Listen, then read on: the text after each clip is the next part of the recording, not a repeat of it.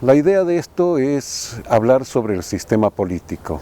¿Qué significa sistema político en la ciencia política? El concepto más utilizado sobre el sistema político es el que viene de Easton y que a su vez se origina en la visión de Parsons sobre el sistema social. Y se entiende como la interacción de una serie de elementos institucionales y de grupos sociales que interactúan en torno a las instancias políticas o de poder.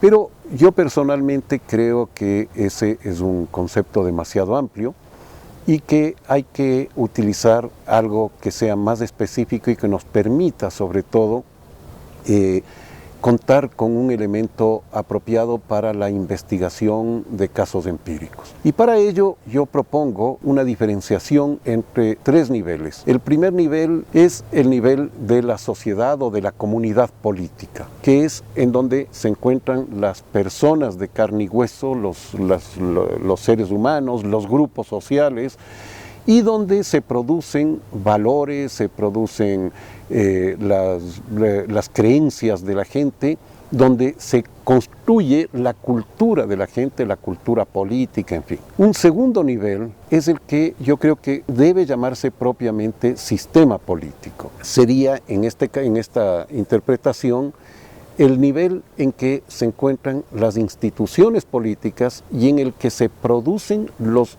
hechos políticos, o si se quiere, las acciones políticas. Este nivel está conformado por, obviamente, los parlamentos, el Ejecutivo, la Presidencia de la República, ministerios, partidos políticos, pero también por las organizaciones sociales que interactúan con la política permanentemente. Y un tercer nivel, que es el que yo lo denomino régimen político, y que está constituido sobre todo por las normas, por las orientaciones, por las regulaciones que se ejercen sobre los otros dos niveles.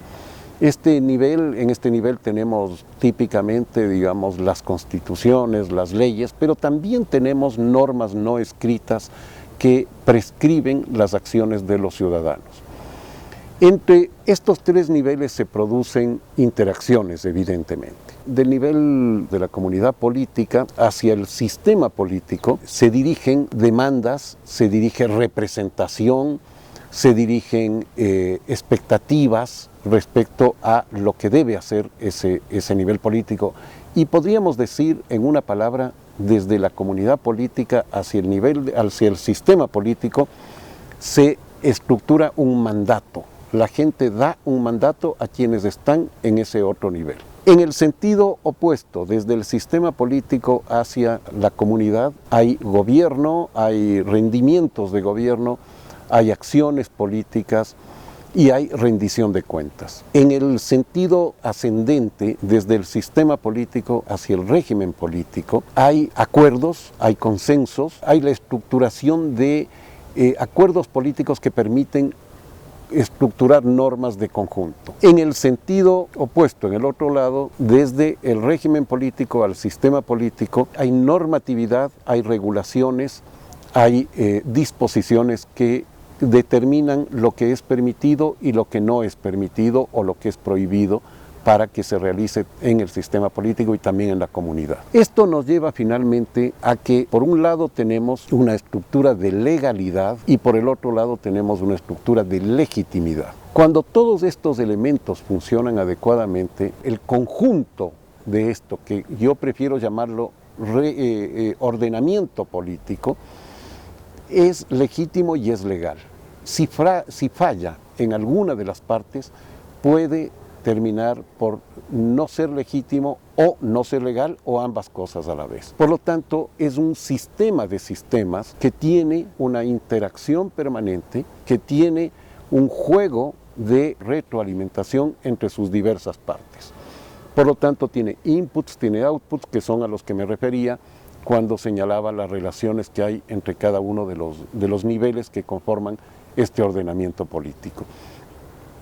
Vuelvo a lo inicial, que decía que la noción de sistema político más usual es la que integra todo esto en un solo término, que es el de sistema político. Yo creo que viendo la complejidad que tiene y las diversas funciones y las diversas características que tiene cada uno de estos niveles, es mejor darle el nombre de sistema político solamente a uno de ellos y al conjunto llamarle ordenamiento político. Creo que de esa manera tenemos más elementos para la investigación, tenemos elementos que nos permiten identificar en qué nivel nos estamos moviendo cuando hacemos un estudio específico.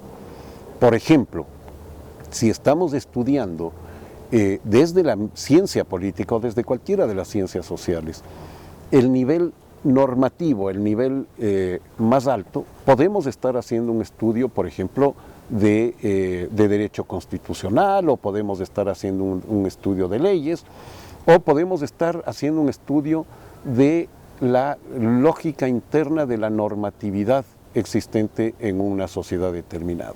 Si estamos estudiando en el nivel del sistema político, generalmente vamos a estudiar instituciones o también vamos a estudiar movimientos sociales.